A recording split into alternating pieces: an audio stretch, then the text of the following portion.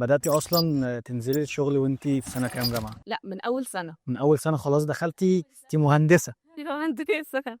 بدات اتابع لان طبعا الحياه العمليه مختلفه خالص عن الحياه العلميه. أكيد طبعا. فكنت حابه اعرف الاتنين، وانا على طول عندي تطلع بحب اعرف اكتر. يعني خلصت الجامعه، بدأت أشتغل مع بابايا، لقيت إن ما بينا شوية كونفليكتس. طبعا ماشي صح، هو رأيه، هو المتأكدة إن هو اللي بيفكر فيه أو استراتيجي بتاعت الشغل، هو مش شغال بقاله كتير بنفس السيستم، وأكيد ده الصح. أوكي. بس أنا كفرق أجيال عندي حاجة جديدة عايزة أضيفها، أو عندي رأي أنا شايفة إن ده ممكن ده أجدد، أو ده إن إحنا ممكن نزوده. فبدأ يبقى فيه شوية كومبليكس. أنا عندي أوبشن من اتنين، أروح أشتغل حاجة تانية خالص وغير الفيلد. فقعدت مع نفسي وقلت لا، انا هعمل حاجه مختلفه، انا هعمل براند بكونسبت مختلف، ببزنس موديل مختلفه.